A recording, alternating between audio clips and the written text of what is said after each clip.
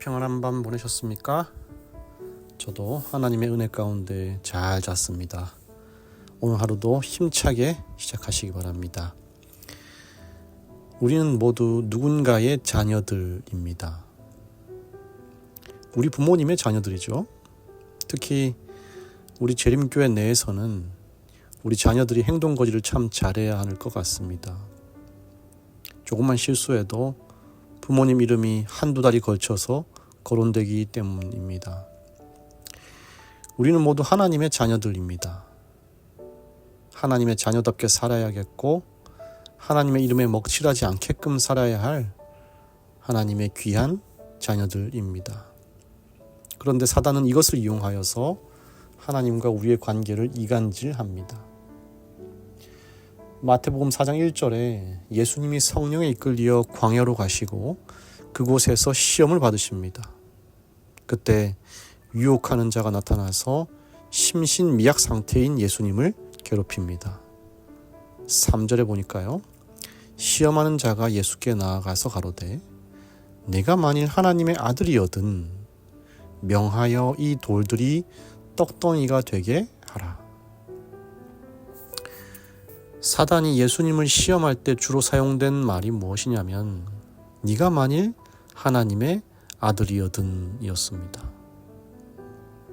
너가 정말 하나님의 아들이라면 배고플 때 기적적으로 배부르게 먹을 수 있지 않겠어? 높은 곳에서 뛰어내려도 안 죽을 것이고 다쳐도 빨리 회복돼서 그게 하나님의 아들 아니겠어? 이 넓은 세상을 통치하는 왕으로 군림해서 마음대로 마음껏 누리고 살 수 있는 그게 하나님의 아들 아니야?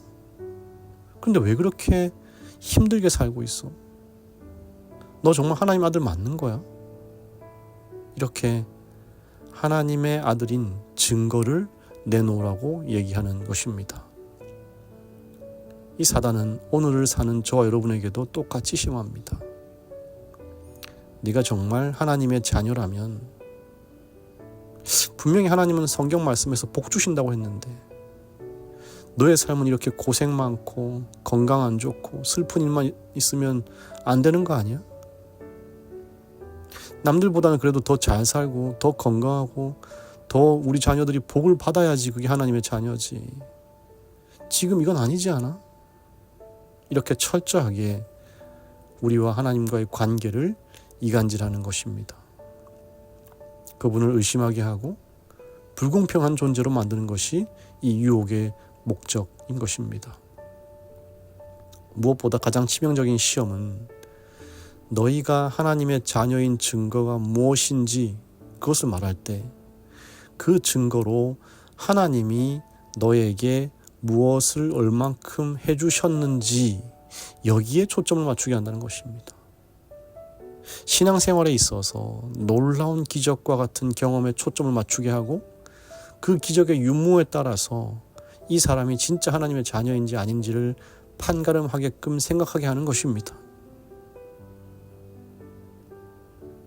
내가 만일 하나님의 아들이거든 이 돌들로 떡덩이가 되게 하라. 자연의 섭리를 거스르는 기적을 요구하는 것입니다. 높은 성전 꼭대기에서 뛰어내려 봐라. 그러면 안 다치게 천사들이 받아주나 보자. 이런 기적이 너의 삶에 없다면 너는 하나님의 자녀가 아니야. 이적을 요구하는 것입니다. 사랑하는 우리 성도 여러분, 우리가 정말 하나님의 자녀라면 그 증거는 어디에 있을까요? 이적에 있을까요? 즉각적인 기도응답에 있을까요? 아니면 우리 삶이 사업이 대박나고 취업이 잘 되고 우리 자녀들이 잘 되는 것, 그런 것들이 우리의 이 하나님의 자녀됨의 증거일까요? 물론 자비하신 하나님은 우리의 기도를 들어주시고 또 그것을 원하십니다. 그러나 중요한 것은 그것이 하나님의 자녀됨의 진짜 증거는 아니라는 사실입니다. 진짜 하나님의 자녀됨의 증거는요, 예수님의 대응에서 알 수 있습니다. 4절입니다.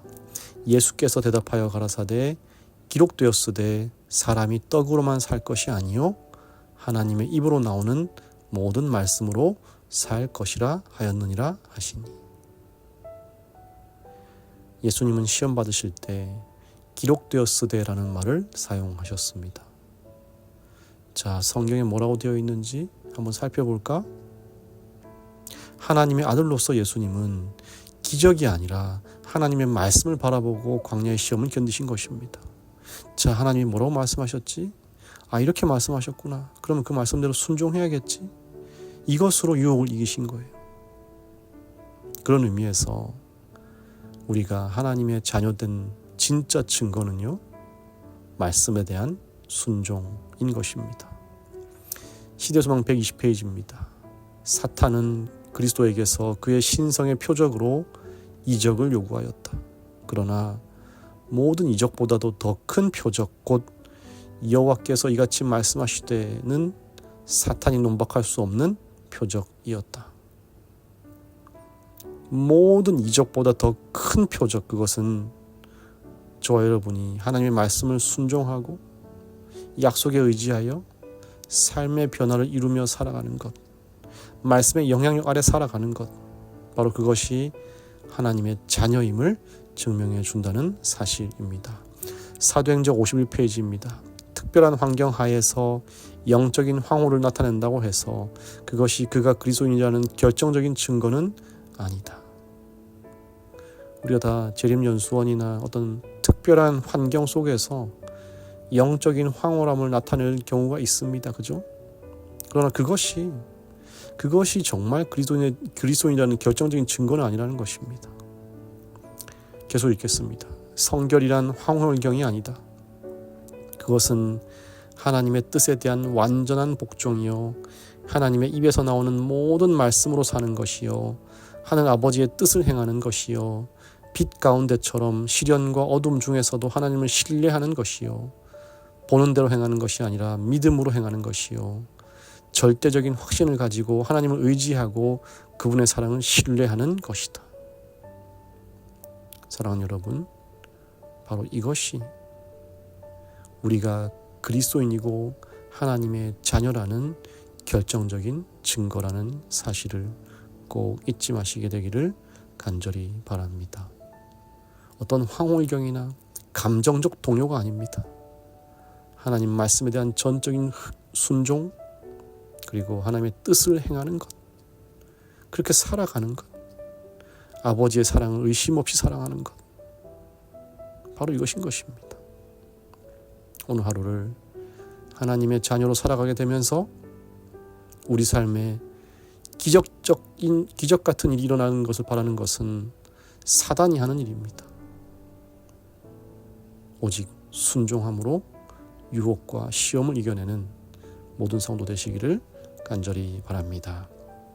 사랑이 많으신 하나님 아버지, 하나님을 믿는 이 길이 마치 광야길을 걷는 것처럼 유혹과 시험이 찾아올 때 주님의 말씀을 기억하게 하여 주시옵소서. 하나님의 자녀로 살아가는 삶의 증거에 대한 도전을 받을 때 말씀에 대한 순종으로 그것을 이겨내게 하여 주시옵소서. 성령 하나님, 우리 속에 오셔서 허물뿐인 이 몸에 열매가 맺히도록 도와주시고 예수님의 모본을 쫓아서 십자가의 길을 즐겨 걷도록 복을 더하여 주시옵소서. 주님, 강현우 어린이와 함께하여 주시옵소서. 건강하고 바른 생각을 가지고 자라가게 하시고 영생에 대한 계산만큼은 그 누구보다도 빠르게 하여 주시고 세상의 빛과 소금으로 자라나서 이 어두운 세상을 널리 이롭게 하는 일에 주님과 동역하는 어린이가 되게 하여 주시옵소서. 예수님의 이름으로 기도합니다.